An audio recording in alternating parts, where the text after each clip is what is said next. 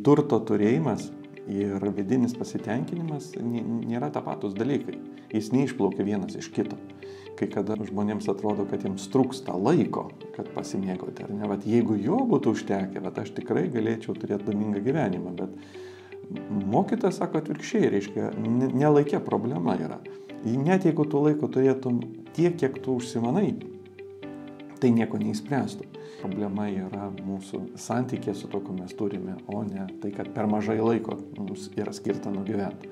Kokybinis skirtumas yra tai, kad žmogus, kuris turi ir duoda, jis yra tas, kuris iš tikrųjų greičiausiai gauna iš Dievo ir to dovaną pasimėgauti to, ką jis turi. Žmogus, kuris turi ir kaupia, jisai taip lieka turys, bet iš esmės taip niekada ir nepasidžiaugęs.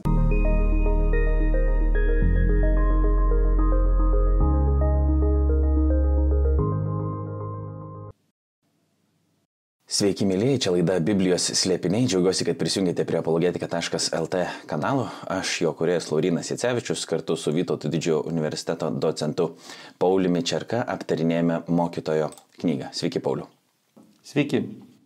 Džiaugiamės, jeigu klausotės mūsų taip pat ir per Marijos radiją ar XFM radio stotį, o tie, kurie esate prisijungę prie apologetika.lt YouTube kanalo, kviečiu jį užsiprenumeruoti, jei dar to nepadarėte. Jeigu patiks tai, ką kalbėsime, paspauskite irgi nykštį, parašykite ką nors, ar klausimą, ar komentarą, ar kritikos, pažerkite, ką tik norite, tai padeda YouTube algoritmui mus atrasti. Kaip minėjau, kad skaitom mokytojo knygą, mūsų principas skaitimo yra tai, kad einame po vieną skyrių kartais, jeigu yra sudėtingesnis, užtrunkame kažkiek ilgiau, priėjome jau 6. Šita mokytojo knyga taip pat yra vadinama Koheleto arba Ekleziasto ir kadangi būtent 6 skyriuje įvyksta tarsi toks struktūrinis knygos lūžis, manau, kad būtų šiek tiek pravartu aptarti tai, kas buvo kalbėta prieš tai. Tai jeigu galima, Pauliau, tokią trumpą apžvalgėlę mokytojo knygos to, ką skaitėme iki šiol. Taip, su mokytoju mes keliaujam per gyvenimo tyrimą. Mokytojas daro eksperimentus ir bando patikrinti savo pagrindinę hipotezę. Ir iš tikrųjų viskas yra bergždžia. Ir savo tyrimuose panašu, kad jis patvirtina savo spėjimą ir teiginį perskaitytą pačioje pradžioje, kad viskas yra tuštybė arba bergždybė arba tai, kad mes stebime, jog viskas yra nevaldoma ir nenuspėjama. Tai yra mislingas gyvenimas yra toks, kad jame tarytum nėra aiškių taisyklių ir procesai vyksta taip, kad mes negalime jų suvaldyti ar savo pajungti. Tai šiuo atveju mes matom tokį teiginį ir įvairiausiai jis yra tikrinamas iš įvairių aspektų. Ir pastaruoju metu pastarieji skyriai daugiausia dėmesio skyrė tam tikram pasitenkinimui, jog žmogus gali daug turėti, bet būti mažai patenkintas tuo ir iš esmės bus mažai laimingas. Ir 6 skyriui mes kaip tik eisim ir tęsim šią temą. Kaip Laurynai tu ir pastebėjai, 6 skyriui mes turim lūžio tašką.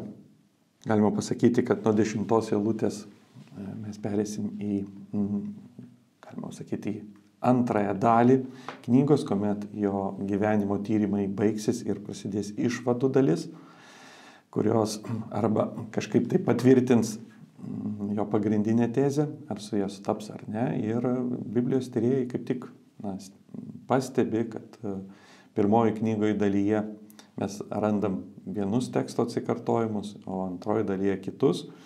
Būtent knyga baigsis su tuo, kad 9 eilutėje tai yra migla ir vėjų vaikymasis fraze, 9 kartus sutinkama ir būtent pirmoje dalyje. Antroje dalyje mes jos nesutinkam ir tai tyrėjami yra nuoroda, kad knyga tematiškai yra suskirstyta, galima sakyti, šitam lūžio taške. Antroje dalyje mes matysim kitas tipinės frazes, kaip bandžiau suprasti, ieškojau, nežinau, gera arba yra geriau. Ir tos frazės bus būdingos antrąjį dalį. Taigi, taip tyrėjai atskiria, kad čia yra kokybinis lūžis. Šiuo atveju, čia aš pacituočiau žinomą biblistą Adisoną Wrightą, jo skirstimą, su kuriuo pakankamai nemažai biblistų sutinka. Suprantama, kad nėra vienos nuomonės, jų yra įvairių, tačiau šitam skyriuje esantis lūžis yra daugelio pastebimas. Reiškia, mes turim įžangą, turim tematinius, galim pasakyti, du didelius skirsnius ir toliau turime išvadas, epilogą, galima taip sakyti. Tai pirmoji dalis būtų tyrimų dalis, gyvenimo tyrimai, bandymai, antroji dalis būtų gyvenimo išvados.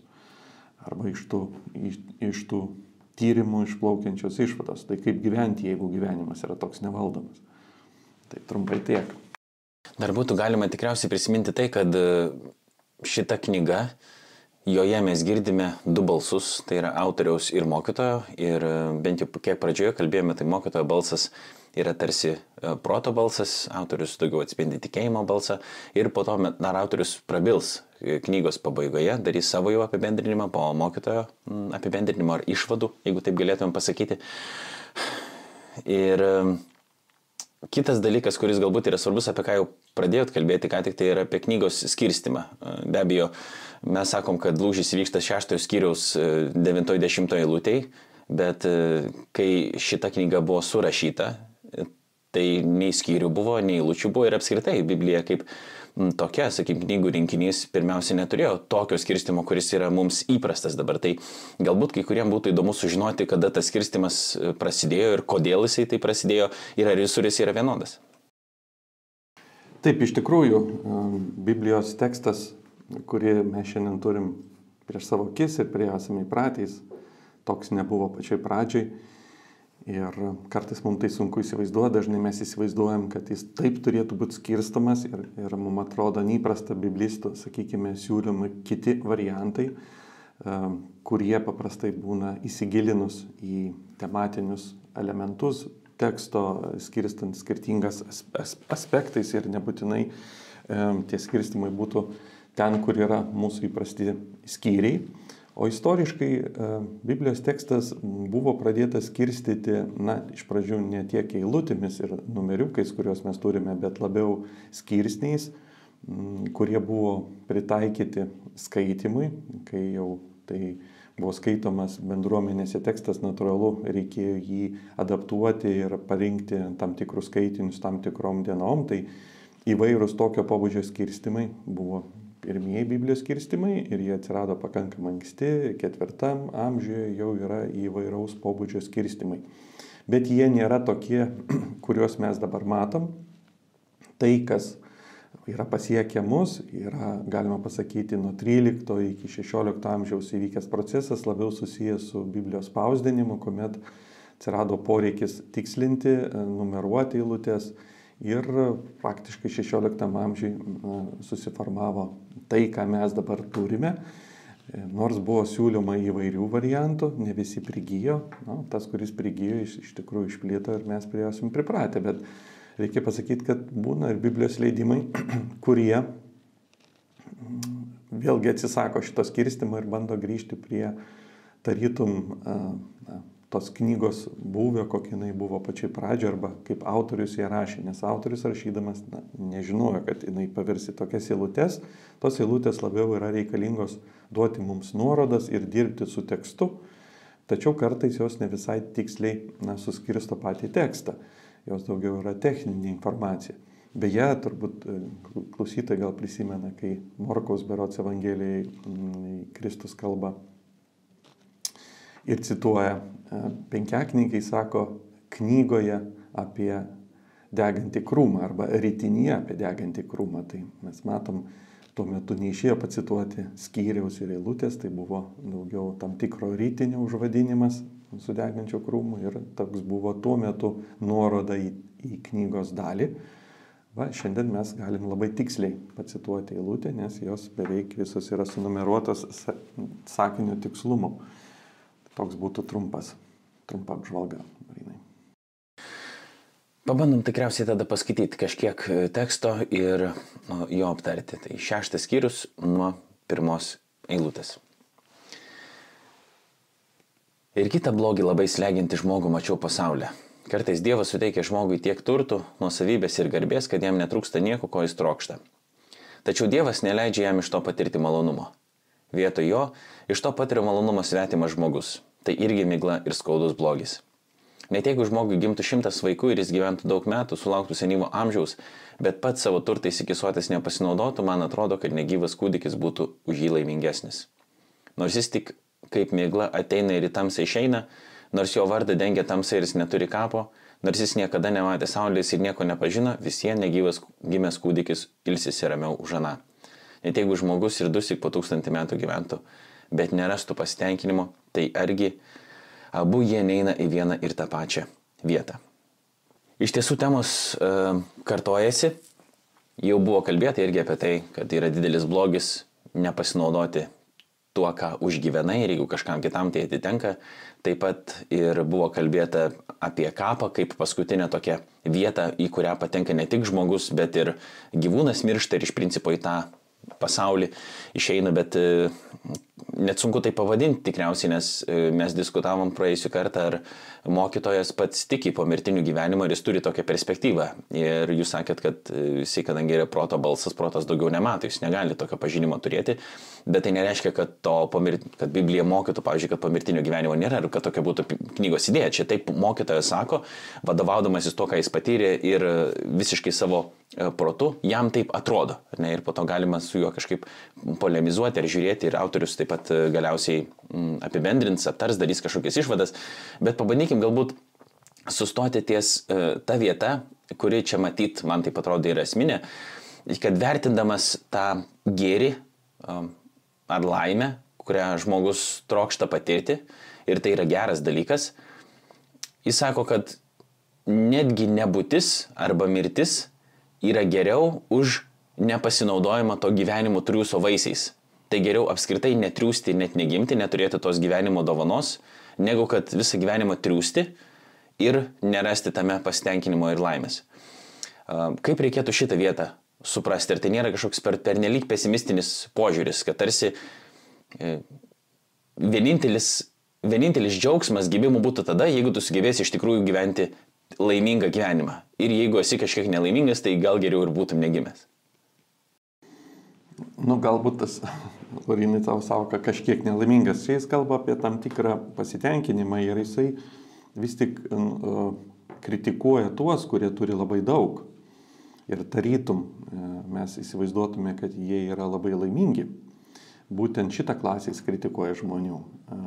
Jog turėdami labai daug, bet nesugebėdami tuo pasidžiaugti kokybinė prasme, jis sako, kad jūs nedaug kuo esat laimingesni už tą, kuris praktiškai ir nespėja pagyventi. Taigi jis nekalba apie žmonės, kurie yra nelaimingi, sakykime, arba kažko gyvenime nelaimingi. Jis kalba apie tos, kurie turi didelės galimybės, bet realiai jomis nesugeba pasidžiaugti tuo, kas yra. Iš esmės turtą tik kaupia. Ir yra panašos į herojų iš Luko Evangelijos palyginimo, ar ne, apie žmogų, kuris visą kaupia ir niekad nepasitenkina tuo. Tai turto turėjimas ir vidinis pasitenkinimas nėra tapatus dalykai. Jis neišplaukia vienas iš kito. Ir čia jo yra tam tikras toks palyginimas su negimusiu kūdikiu, kuris nespėja pagyventi. Tarytum yra tam tikras šoko terapija, kad pabustų žmogus, kuris manosi, kad intensyviai gyvenas, bet iš tikrųjų jisai tiesiog turi daug, kaip jis vadina, turi daug nuosavybės, turi daug turtų. Bet ar tikrai jis jaučia pasimėgavimą? Ir jo yra įdomi tezė, kad net jeigu žmogus gyventų 2000 metų arba 2 po 1000, toks 1000 yra praktiškai didžiausias skaičius naudojamas ir toks dvigubas didžiausias skaičius, pasakant, kad galbūt kai kada žmonėms atrodo, kad jiems trūksta laiko, kad pasimėgauti, ar ne? Vat jeigu jo būtų užtekę, aš tikrai galėčiau turėti laimingą gyvenimą, bet mokytojas sako atvirkščiai, reiškia, nelaikė problema yra. Net jeigu tu laiko turėtum tiek, kiek tu užsimanai, tai nieko neįspręstų. Jeigu tu negali pasimėgauti tuo, kad turi šiandien, tai tavo gyvenimas, siekimas, vaikymasis, jisai, laikas to neįspręstas problemas, tu nuolat sieks ir nepasieksi. Ir čia galbūt galim pagalvoti apie, ir šiandien filmuose kartais pristatomas tokias idilinės žmonių gyvenimo utopijas, kai pavyksta sukurti tokį vos ne amžiną gyvenimo vaistą, būdą, kaip žmonės gali neribotai pratęsti savo gyvenimą ir tarytum būti labai labai laimingi, ar ne? Bet Ekleziasto nuomonė, jeigu tu nepasitenkinai čia, tai laikas arba jo pridėjimas, kad tu galėtum gyventi labai ilgą gyvenimą, nieko nepakeis. Reiškia, ne čia yra problema. Problema yra mūsų santykė su to, ko mes turime, o ne tai, kad per mažai laiko mums yra skirta nugyventi. Tai čia galbūt jo yra ta tezė ir vienoje vietoje jisai sako, net jeigu žmogus ir nebūtų palaidotas, tai tokia yra nuoroda į tarytum niekad nemirtų, ar ne, jeigu rastų būdą, kaip jis gyventų amžinai, tai nepadarytų jo laimingo. Nors dažnai mums atrodo, ne, kad jeigu žmonės rastų amžinos jaunystės eliksyrą, būdą įveikti visas ligas ar kažkokį tai būdą išgyventi amžinai, kad galbūt tai padarytų žmoniją laimingą.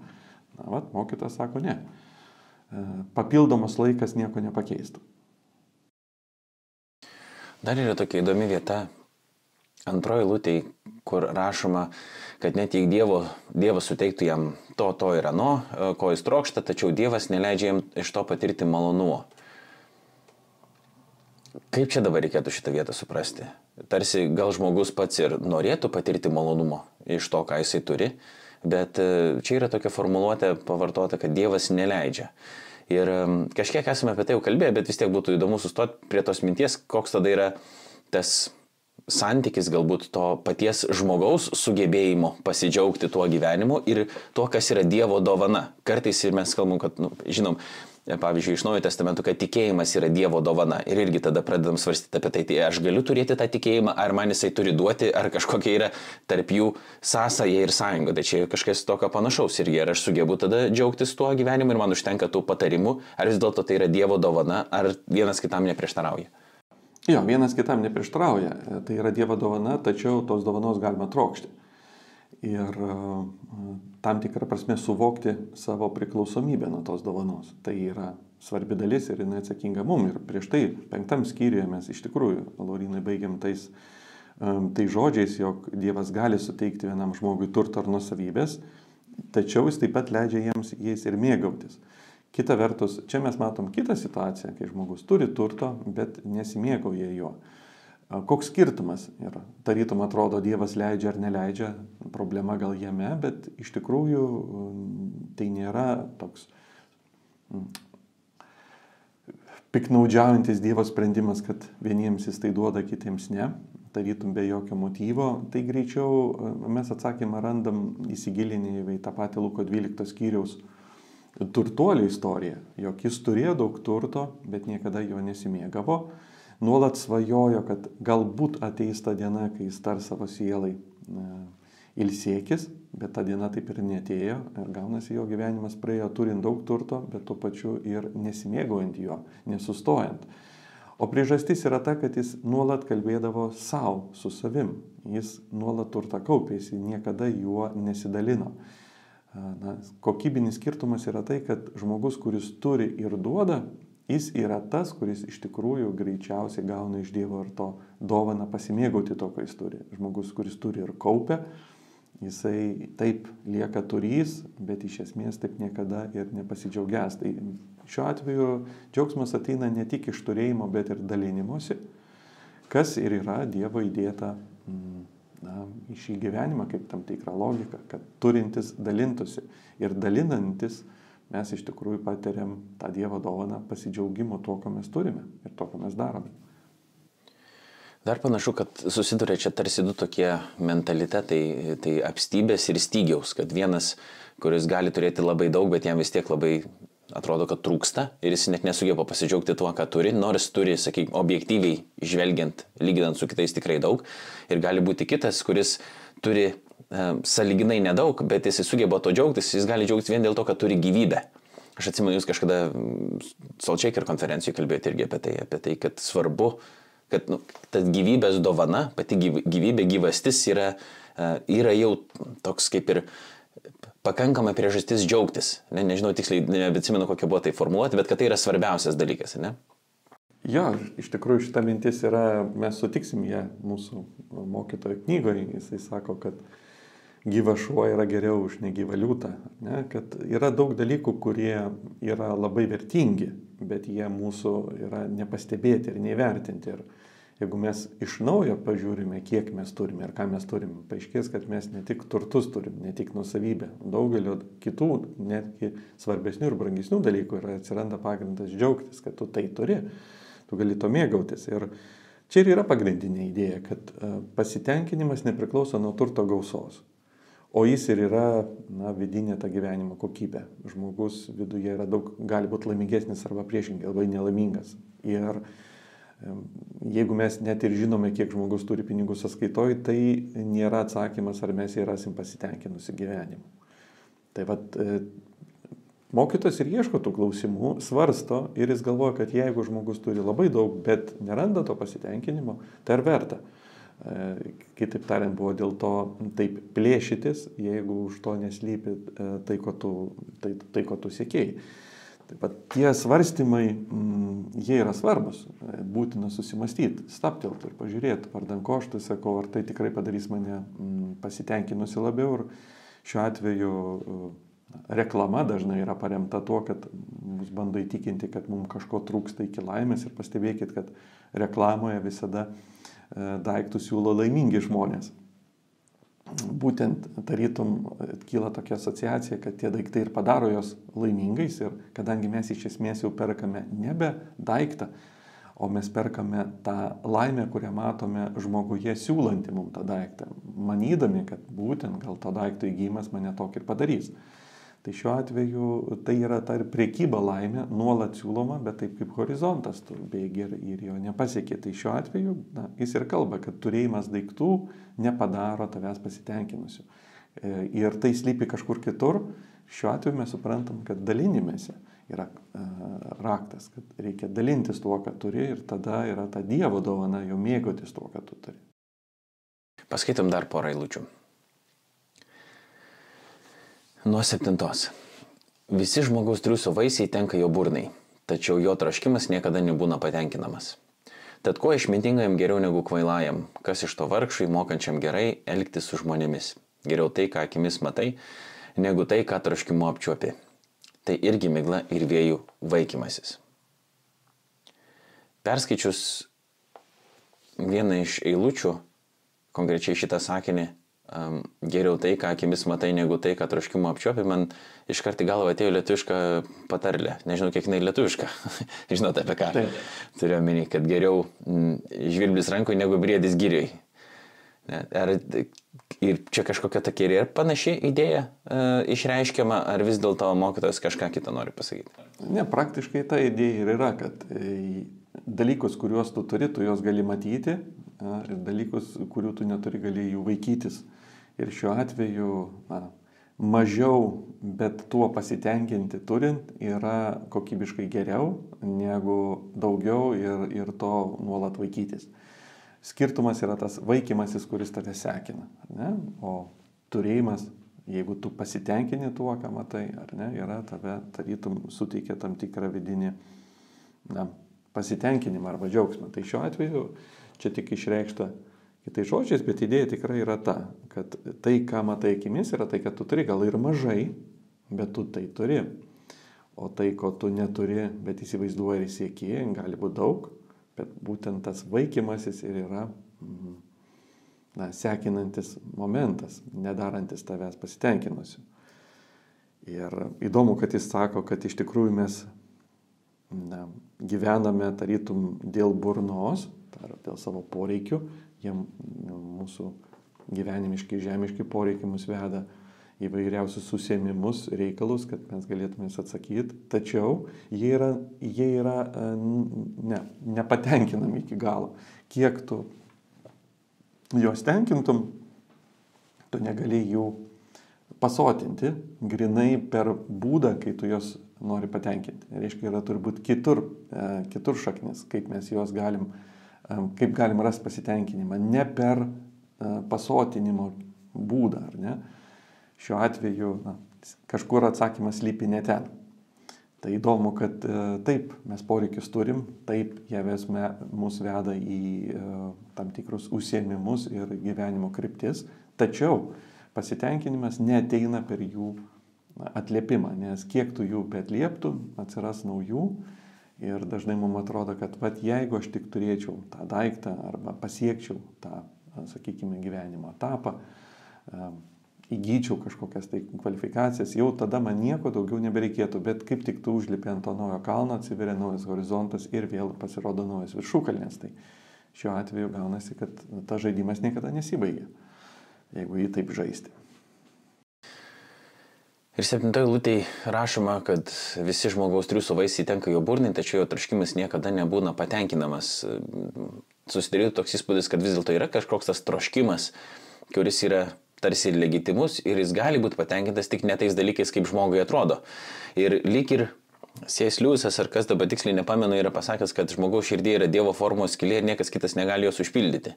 Tai kad vis dėlto, jeigu ir Šventas Augustinas yra pasakęs irgi, kad Dieve tu sukūrei mūsų savo ir mes nerasime ramybės, kol nerasime jos tavyje.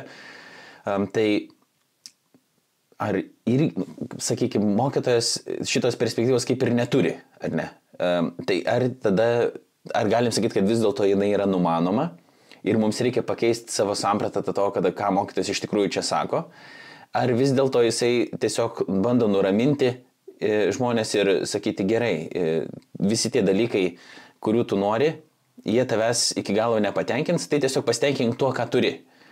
Ar yra ta gilesnė, sakykime, perspektyva, jeigu taip galima ją pavadinti? Jo, mokytojas nėra ateistas, mes nors kalbam apie tai, kad jo perspektyva baigėsi su mirtimi ir vėliau matysim, kad jinai irgi negali eiti gilyn į dalykus, kurie yra tik apreiškimu mums pažįstami. Tai ta prasme, jo perspektyva yra ribota, bet jis tikrai nėra ateistas, kuris nepripažintų Dievo buvimą. Jis nuolat kartoja, kad iš Dievo rankos ateina Dievo dovana. Tai šiuo atveju tikrai mokytojas mato Dievo veikimą, suvokia, kad Dievas yra santykis su Dievu, jis yra svarbus. Tiesiog mokytojas neturi apreiškimo perspektyvos į pasaulį. Į pasaulį jisai žiūri grinai proto akimis ir stebi pasaulį po saulę, ką jis apibrėžė. Bet čia daugiau, Laurynai, kalba ne apie mūsų širdies pasitenkinimą, bet kalba burnos pasitenkinimą, ar ne? Tai apie tuos poreikius, kuriuos mes natūraliai turim, kuriuos mes tenkinam, bet jo idėja yra tai, kad juos tenkindamas tu jų iki galo nepatenkinsi. Reiškia, reikalingas kitoks kažkoks prieitis ir ta prieitis yra, kuriais vėliau sako, geriau tai, ką akimis matai. Reiškia, geriau yra pasitenkinti mažu, kuo tu turi, o ne dar labiau patenkinti tą alkį, eiti tuo keliu, kad, reiškia, daugiau duoti mūsų burnai valgyti, gal taip jinai bus sotesnė. Reiškia, ne per didesnį pasotinimą, bet per požiūrį į tai gyvenimą keisti. Reiškia, tokį savo apetito mažinimo keliu eiti, o ne apetito sotinimo keliu. Tai jo greičiau tikslas yra apie tai. Ir čia aš manau, kad tai yra nuolat aktualu, nesvarbu, kiek mes tikėjimo kelyje esam nuėję, mes nuolat turim tai savo priminti ir nepamiršti, kad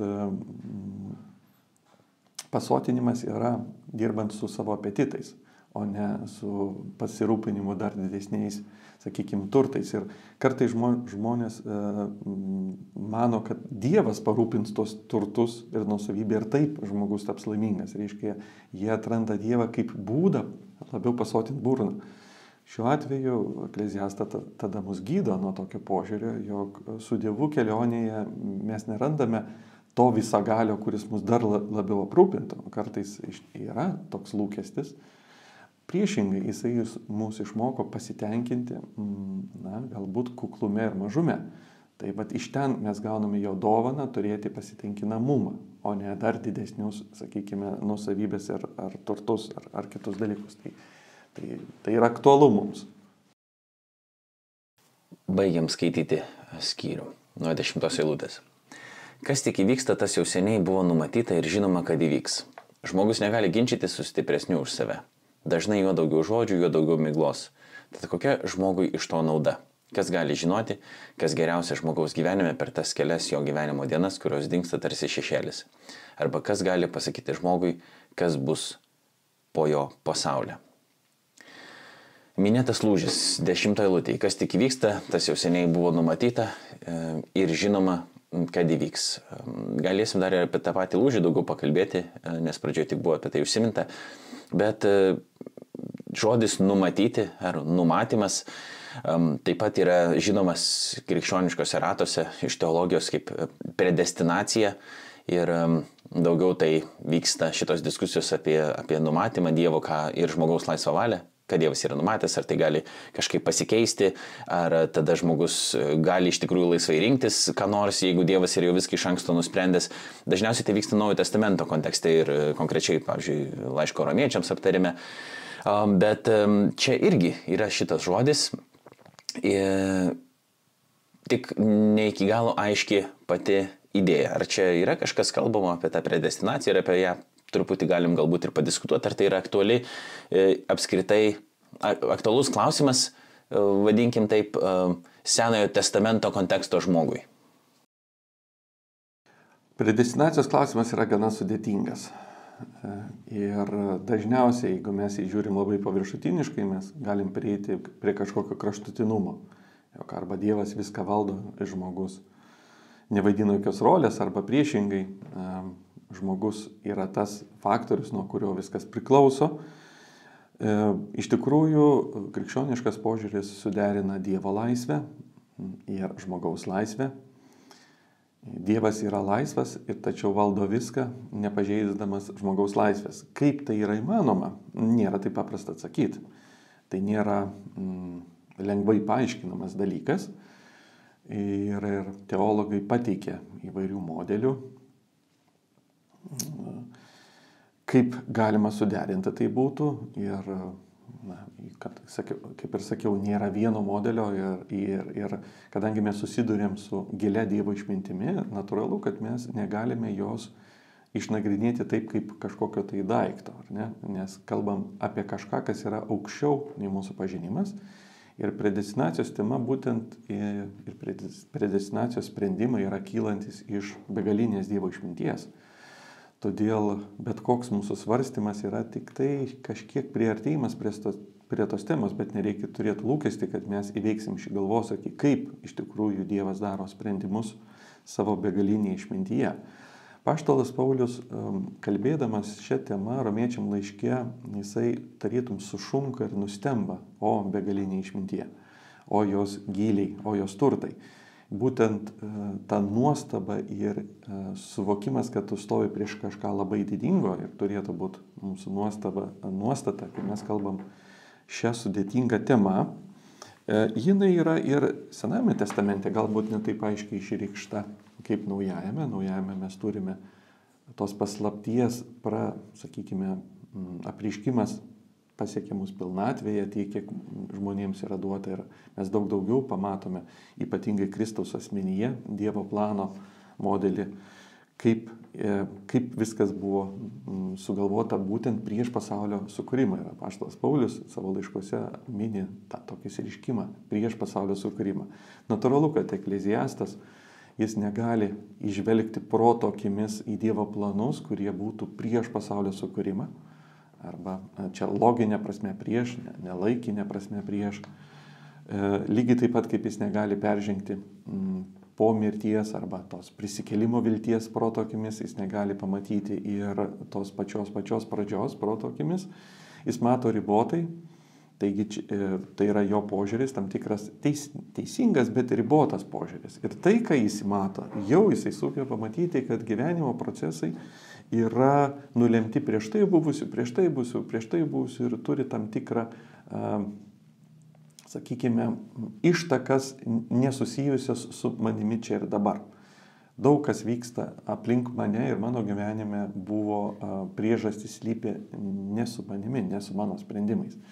Čia pagrindinė jo gal idėja yra ta, kad mes pilnai negalime pasirinkti ir valdyti viso, kas yra ir su mumis, ir aplink mus. Tai labiau galbūt artimesnis jo supratimas, kuris buvo pas stoikus, turbūt, galima sakyti, kurie irgi svarstė, kad viskas yra nulemta ir žmogui tenka labiau spręsti, kaip susitaikyti su tuo, kas yra jo gyvenime, kovoti, sakykime, su šituo dalyku, negu bandyti įsivaizduoti, kad tu gali padaryti, ką tik norėtum. Čia Marko Aurelijų skaitant ar nedažnai persiduoda ta mintis, kad, kaip jisai sako, kas tik tau beįvyktų, jis laukia įvykstant nuo pačios laiko pradžios. Panašu, kad mokytojas yra artimas galbūt tokiam teiginiui, kuris neapibūdina viso Dievo valdymo, kurį mes kaip krikščionys jau bandome suprasti, bet greičiau skatina mus į suvokti savo ribotą rolę gyvenime. Ar ne? Kad nėra taip, kad mes esame pradžia ir pabaiga, mes nulėmėme visus dalykus arba juos pasiekėme. Tai yra, jis kovoja su tam tikru perdėtu pasitikėjimu savimi ir tai, kad aš galiu pasiekti, galiu nueiti ten, kur nusprendžiu, toks, reiškia, dažnai būna vyruojantis hiperpozityvizmas ir pasitikėjimas savimi, tai jis konkrečiai kovoja su tokiu mąstymu, kad viskas mano rankose, rodydamas, kad pažiūrėk, pagalvok, kiek daug procesų, jie yra, nekyla iš tavęs, jie kyla jau prieš tave ir dar prieš ir mes nesuprantam jau iš kur. Tai šiuo atveju jo stebėjimas yra toks, kad procesai vyksta, gyvenimas kažkokiu būdu vyksta, o tu jame dalyvauji ir jo nevaldai. Tai, sakyčiau, tai nėra mokymas visą apimantis ir tikrai galbūt savie neturi tos apreiškimo dalies, kurią mes šiandien kaip tikintis tikime Dievo apvaizdą ir jos valdymu, bet jame yra pakanka to, kad padarytų mus kuklesniais. Ar ne, to užtenka, kad pasimokyti jo gyvenimo procesai, nekyla iš tavęs, o tu esi juose, tu esi jų dalis, tu esi pasaulio dalis ir pasaulis kažkaip vyksta, reiškia, gyvenimo upė teko, tu jau esi joje, ne tu esi tas, kuris puti tą patį judėjimą. Tai aš sakyčiau, turbūt jo idėja yra tokia, nereikėtų čia išvelgti viso apimančio teiginio, bet kvietimą šiek tiek kuklesnio požiūrio į savo rolę. Ir pabaigai galim pabaigti plėtoti tą lūžio mintį, minėjot, kad prieš tai daug buvo kalbama apie dalykus, kurie yra migla ir apie gyvenimo eksperimentą, o dabar jau tarsi nuo šitos vietos prasidės išvadų darimas. Aišku, mes dabar paskaitę vien tik tais 6 skyriaus pabaigą, to dar negalim suprasti, reikia skaityti toliau, bet kodėl mums yra svarbu atkreipti dėmesį į knygos struktūrą apskritai, nes dažniausiai mes skaitydami, paprastas šventojo rašto skaitytojas, sakykim, tas toks krikščionis, kuris skaito tekstą, jis be abejo pastebi tam tikrus dalykus naratyvo, jeigu jis yra naratyvas arba kažkokio taip teksto, kuris yra tarsi monologo formų dėliojamas kaip čia, bet nebūtinai atsižvelgia į tam tikrus kompozicijos modelius arba vietas, kurios yra reikšmingos kompozicijai, kuriomis autoriai taip pat komunikuoja, nes jie komunikuoja ne tik tekstu, kuris yra pasakytas, bet komunikuoja ir kitais dalykais. Tai kiek tai yra svarbu mums skaitantiems šventą raštą? Tai be abejonės yra svarbu, nes autorius rašo knygas, švento rašto knygas, kurias mes randam šventame rašte, su tam tikrais užmanymais ir suprantama, kad kartais mes galim pacituoti atskirą sakinį ir tai yra viskas visiškai normalu, bet siekiant giliau suprasti vienos ar kitos minties esmę, būtina žinoti kontekstą ir pačią knygos idėją, kaip jinai yra struktūriškai suformuota. Kartais labai verta pasižiūrėti turinį, nes dažnai turinys, skyrių užvadinimai ir paskirstimai tau leidžia suprasti tam tikras idėjas iš paukščio skrydžio, tarytum kaip autorius jas dėsto, nes labai lengva pasiklysti labirintose detalėse ir nepamatyti to bendro vaizdo. Tai būtent dėl to mes žiūrime į biblistų, egzegetų tyrimus ir iš tikrųjų labai vaisingus tyrimus, kad mes pereiname kokybiškai į naują dalį, tarytum išvadų dalį, išvadų iš to, kad jeigu mes visko taip nevaldome ir viskas taip yra chaotiška, tai kaip toliau gyventi, ar galima turėti kažkokių tai įžvalgų iš to ir pasirodys galima. Mes pradėsime nuo tų, kad yra geras vardas vertesnis už kvapno aliejų, bus sekanti eilutė, tai tam tikras, sakykime, patarimas, kad netgi tam rūke, kuomet tu negali suvaldyti visų procesų, vis tiek tu gali vadovautis tam tikrais tam tikrom idėjom, kurios gali būti prasmingos ir jos galų gale ves mus į galutinės knygos išvadas, kurios bus kvies bijoti Dievo. Jeigu gyvenimas yra toks nevaldomas, tai ar nevertėtų mums priklausyti nuo to, kuris jį kažkaip tai valdo. Tai šiuo atveju taip yra tikslinga gilintis, persvarstyti ir kartais užduoti klausimą vieno ar kito sakinio, kokiam kontekste, kokia yra bendra autoriaus mintis, kokia yra minties tėkmė, kur link juda, ir dėl tų dalykų yra tikslinga nagrinėti tekstą ir jo kontekstą. Ačiū Pauliau, ačiū visiems, kurie buvote, esate ir viliuosi dar būsite kartu su mumis. Jeigu dar to nepadarėt, kviečiu užsiprenumeruoti apologetika.lt YouTube kanalą, panagrinėti jį, gal rasi dar ką nors naudingo ir įdomaus savo. Kitą kartą jau griebsime mokytojo 7 skyrių ir žiūrėsime jo išvadas. Ačiū dar kartą visiems, ačiū Pauliau, iki kito susitikimo. Sudiev. Sudie.